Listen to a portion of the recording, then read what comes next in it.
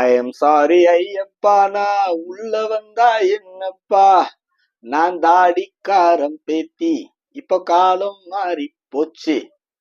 இந்த பாடல் சமூக வலைதளங்கள்ல திரும்பி திரும்பி திரும்பி கேட்கக்கூடிய சூழல் அண்மையில உருவாகி இருக்கு.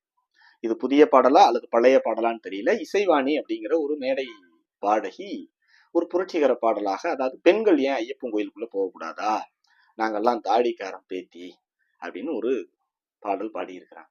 அந்த பாடல் பகிரப்படக்கூடிய தளங்களில் எல்லாத்திலையுமே ஏற்பு எதிர்ப்புன்னு இருதரப்பு விமர்சனங்களும் முன்வைக்கப்படுது. நம்ம என்ன கேட்கிறோம்னா, இந்த விஷயத்துல ஒரு நடுநிலையா ஒரு கேள்வி கேட்கிறோம். அதாவது அவங்க தாடிக்காரன் பேத்தின்னு தன்னை அடையாளப்படுத்திக்கிறாங்க. தாடிக்காரன் மீன்ஸ் ஈவே ராமசாமி பெரியார் அவர். அவர் கடவுள் இல்லை, கடவுளை கற்பித்தவன் காட்டு மிராண்டி, வணங்குபவன் முட்டாள் நல்லா பரப்புரை செஞ்ச ஒருத்தர், கடவுள் மறுப்பாளர், கடவுள் இல்லைன்னு நம்பக்கூடியவர். கடவுளே இல்லைன்னு சொல்லக்கூடிய தாடிக்காரனுடைய பேத்திக்கு கடவுளாக வணங்கப்படும் ஐயப்பன் கோயில்ல என்ன வேலை அப்படிங்கிறது ஃபர்ஸ்ட். ரெண்டாவது, இசைவாணிக்கு அந்த கோயிலுக்குள் போக தடையெல்லாம் கிடையாது. பெண்களே அங்க போக முடியாது அப்படிங்கிறதுனால, இசைவாணி ஒருவேளை கிறிஸ்தவர் என்பதாலும் கூட தடை கிடையாது, அங்க போலாம். எப்ப போலாம்னா ஒரு வயது வரை, தட் மீன்ஸ் அந்த பெண் வயசுக்கு வராங்கன்னு சொல்றீங்களா, அந்த பருவம் எய்துற வரைக்கும் போலாம். அதுக்கப்புறம் எப்ப போலாம்னா மீண்டும் அவர்களுடைய அந்த மாதவிடாய் காலம் நின்று விடும் இல்லையா, அந்த காலத்திற்கு பிறகு போலாம். எதற்காக இந்த குறிப்பிட்ட காலத்தில் பெண்கள் அங்கு அனுமதிக்கப்படுவதில்லை என்றால், தற்போது சாலை வசதிகள்லாம் இருக்குது, அந்த கோயில்ல எல்லாரும் வாகனங்கள்ல போகக்கூடிய அளவுக்கு இருக்குது. பட் பழைய காலங்கள்ல அது ரொம்ப இன்டீரியரான ஜங்கிள், நடு காட்டுக்குள்ள இருக்குது, விலங்குகள் நிறைய நடமாடக்கூடிய பகுதி. அங்கு அந்த மாதவிடாய் காலமாக இருந்தால் பெண்களுடைய அந்த வாடை விலங்குகளுக்கு ஒரு மாதிரி இருக்கும், அங்க நிறைய அசம்பாவிதங்கள் நடக்க வாய்ப்பு இருக்கு. அதோடு மட்டும் இல்லாமல் ஆண்களோடு ஒப்பிடும் பொழுது பெண்கள் பெரும்பாலும் முருகன் கோயிலுக்கே கூட ஆண்கள் தான் அதிகமா மாலை போடுவாங்க. எதற்காகனா ரொம்ப தூரம் நடக்க வேண்டியது இருக்கும், அதுதான் நிறைய காரணங்கள் இருக்கு, அறிவியல் ரீதியான காரணங்களும் இருக்கு. அது ஒரு காலத்துல அதை நாம ஃபாலோ பண்ணிட்டு இருக்க முடியாது, இந்த தேதியா அந்த தேதியான்னு. சோ பெண்கள் ஒரு குறிப்பிட்ட காலம் வரை அந்த பயணத்தை, அங்கு வருவதை ஏற்க வேண்டாம், அது சரியா வராது அப்படின்னு ஒரு ஆர்டரா, ஒரு டிசிப்ளினா ஃபாலோ பண்ணப்படுது. அது பிளஸ் ஆர் மைனஸ் எதுவா வேணாலும் இருக்கட்டும். அது குறித்த விமர்சனம் என்பது அந்த மதத்துக்குள்ள, நம்ம ஒரு காலத்துல வேறு மதங்கள் கிடையாது, கிறிஸ்தவ மதமோ இஸ்லாம் மதமோ இங்க இல்லாத காலத்தில் இந்த கேள்விகள் கேட்கக்கூடிய உரிமை பெற்றவர்களாக எல்லோருமே இருந்தோம். காரணம் அதுக்குள்ள இருக்கிறோம், அதுக்குள்ள இருக்கக்கூடிய கேள்விகளை கேட்க வேண்டியது ஒரு தார்மீகமா இருக்கும். இப்பதான் அவங்க வசதிக்கு ஏற்றார் போல யாருக்கு எது பிடிச்சிருக்கோ அந்த மதத்தை ஏற்றுக்கிறாங்க, யாருக்கு பிடிக்கலையோ அதை உதறி தள்ளிடுறாங்க. சோ எல்லா வாய்ப்புகளும் வந்த பின்னால இந்த பஞ்சாங்கத்தை பாட வேண்டிய அவசியம் என்ன இருக்கு, ஒருவரின் நம்பிக்கையை கேள்வி கேட்க வேண்டிய அவசியம் என்ன இருக்கு? இப்ப இசைவாணி ஜீன்ஸ் பேண்ட் போட்டு டிஷர்ட் போட்டு கெத்தா ஸ்டைலா மாசா பர்ஃபார்ம் பண்றீங்க. நம்ம இஸ்லாமிய தோழிகளை பார்த்து நீங்க இதே மாதிரி போடலாம்ல, ஏன் நீங்க புர்கா போட்டுக்கிறீங்க, ஏன் உங்களுக்கு ஆடை சுதந்திரம் இல்ல, என்னங்க ஒரு ஆடை சுதந்திரத்தை கூட அனுமதிக்காதது என்னங்க கடவுள் அப்படின்னு இஸ்லாம் மதத்தின் மீது விமர்சனம் வைக்க முடியுமா?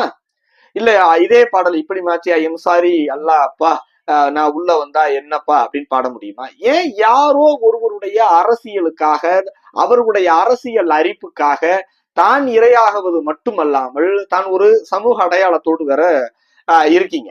அந்த அடையாளத்துல நின்று ஒரு விஷயத்தை பேசும் பொழுது உங்கள் மீதான வெறுப்பும் விமர்சனமும் அந்த சமூகத்தின் மீதான வெறுப்பும் விமர்சனமா மாறாதா? இதை கைதட்டி ரசிக்கக்கூடிய ரஞ்சித் போன்றவர்கள் எல்லாம் பாக்குறதுக்கே பரிதாபமா இருக்கு. அதாவது அந்த மாதிரி ஆட்கள் வரும் பொழுதெல்லாம் நாம நினைக்கிறது உண்டு, இதே தவறத்தான் திருமாவளவன் செஞ்சாரு. தன்னுடைய பிற்போக்குத்தனத்தை, தன்னுடைய இயலாமையை, இதெல்லாம் என்னவா பண்ணுவாருன்னா அந்த சமூகத்தின் மீது பள்ளி சுமத்தி விட்டுட்டு அந்த சமூகத்தின் மீதான வெறுப்பா மாத்தி விட்டுறது, தான் செய்யக்கூடிய தவறுகள். அந்த தப்ப செய்யக்கூடியது. இப்ப ரஞ்சித் மாதிரி ஆட்கள் வரும் பொழுது நாம சில இடங்கள் நினைக்கிறது உண்டு, சரி ஒரு முற்போக்கான சிந்தனை உள்ள ஒரு நபர் சில கருத்துக்களை இந்த சமூகத்திற்கு அவரால் ஆன அளவிற்கு பரப்பும் பொழுது அது ஒரு நல்ல தாக்கத்தை ஏற்படுத்தும் நம்பிட்டு இருக்கோம். அந்த மாதிரி இருக்கும் பொழுது இந்த மாதிரி விஷயங்களை ஆமோதிப்பென்பது, அதை ஊக்குவிப்பது என்பது அந்த சமூகத்தின் மீதான வெறுப்பை மேலும் மேலும் அதிகப்படுத்தாதா? இதை பொதுத்தளத்தில் இருக்கக்கூடிய புரிஞ்சுக்க வேண்டாமா? நாம பேசக்கூடிய புரட்சி ஒரு மதத்தை மட்டும் விமர்சிக்கிறதா இருக்கு, இன்னொரு மதத்தை விமர்சிக்காம இருக்குங்கிறதே அடிப்படை முரண். மாட்டுக்கறிக்காக பேசக்கூடிய நாம பண்ணிக்கறிக்காக பேச முடியாது அப்படின்னு. அது என்ன ஒரு ஒருதலைபட்சமான புரட்சி? அது எப்படி சரியா வரும்? இது தப்பு இல்லையா?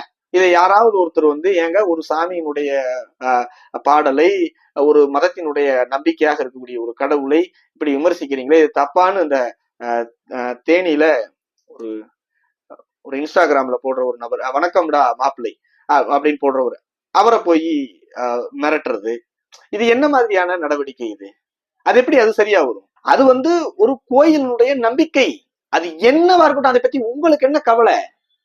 அங்க பாலகன் அவதாரம் தரிச்சிருக்கிறாரு, அங்க ஒரு பிரம்மச்சரியம் பூண்டு இருக்கிறாரு, அந்த இடத்துல கன்னி பெண்கள் அனுமதி இல்லை, அந்த கோயிலுடைய நம்பிக்கை, தட்ஸ் ஆல். அதன் மீதான விமர்சனம் உங்களுக்கு ஃபர்ஸ்ட் ஆஃப் ஆல் எதுக்கு?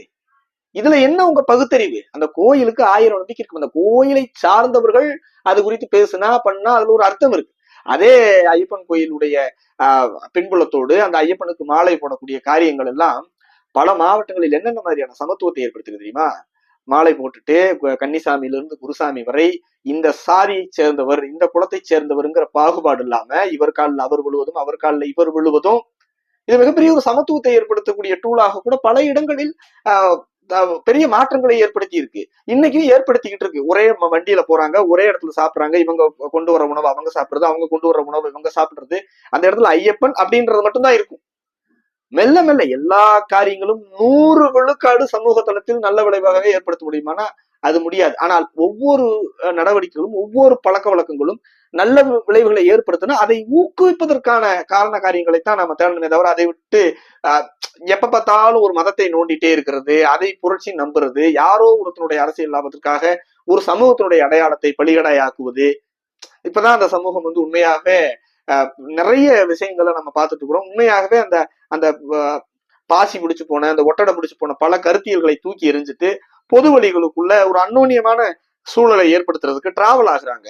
அப்படி இருக்கும் பொழுது மீண்டும் மீண்டும் அந்த ஒரு சமூகத்தின் மொத்த கட்டமைப்பையே ஒரு மதத்திற்கு எதிரானதை போல, வெறுப்பை மட்டும்தான் அவங்க கக்குவாங்க அப்படிங்கிறதை போல அப்படி பரப்புவது என்பது அந்த சமூகத்திற்கு எதிராக போய் முடியுது. முதல்ல இதை கண்டிக்க பழகணும். இந்த சமூக தளத்தில் பொது வழிகளில் இருக்கக்கூடியவங்க இந்த மாதிரியான கோமாளித்தனங்களை கண்டிக்கணும். இந்த மாதிரியான கோமாளித்தனத்தின் காரணமாக ஒரு சமூகம் பலிகடாய் ஆகுவதை தடுக்கணும். அதை விட்டுட்டு அதை ஊக்குவிக்க கூடாது. யாரோ ஒருத்தனை வெறுப்பேற்றணும்னு நினைச்சிட்டு, யாரோ ஒருத்தன் பேச கேட்டுட்டு எதையாவது ஒண்ணு பேச வேண்டியது, எழுத வேண்டியது, பாட வேண்டியது, ஏதாவது விமர்சனம் வந்துருச்சு, ஏதாவது ஒரு தரப்புல இருந்து கருத்தியல் அட்டாக் நடந்துருச்சு அப்படின்னா, நான் எஸ்சி, நான் ஒடுக்கப்பட்டவங்க, நான் தாழ்த்தப்பட்டவங்க, அதனாலதான் என்னை பேசுவீங்களா அப்படின்னு கேட்கறது, நான் பெண் என்பதால ஒடுக்கப்படுறதா இப்படின்னு கேட்கக்கூடாது. ஒவ்வொன்றுக்கும் ஒவ்வொரு லிமிட் இருக்கு. இதைத்தான் பேசணும், இதைத்தான் பேசக்கூடாது. ஒவ்வொருத்தருக்கும் ஒவ்வொருடைய மத நம்பிக்கை இருக்குது, ஒவ்வொருவருடைய கலாச்சாரம் இருக்குது, பண்பாடு இருக்குது, வரலாறு இருக்குது. இது ஒவ்வொன்றும் ஹியூமன் பீயிங்ல ஒவ்வொருத்தரும் ஒவ்வொன்றும் உள்வாங்கி இருப்பாங்க. உங்களுக்கு சரின்னு படுறது இன்னொருத்தருக்கு தவறுன்னு படும். அதுவும் அவருடைய நம்பிக்கையாக இருக்கும் பொழுது அதை நேர டார்க்கா அட்டாக் பண்ணணும்னு நினைக்கிறது, திருப்பி ஏதாவது ஒண்ணு சுருக்குன்னு ஒண்ணு கேட்டுட்டாங்கன்னா தாங்க முடியும்? உங்களால தாங்க முடியாது. அப்படிங்கும் பொழுது அந்த நேரத்துல என்ன ஆகும்? கூட்டு சேர்ந்து எதையாவது ஒண்ணு தங்களுக்கு பின்னால இருக்கக்கூடிய பின்புலத்தையும் சேர்த்து அந்த பிரச்சனைக்குள்ள உள்ளழுத்து விடுற மாதிரி இருக்கும். சோ சமூக தளத்தில் யாரோ ஒருத்தர் நினைத்து வருவதல்ல சமூக அமைதியும் சமூக மாற்றம்.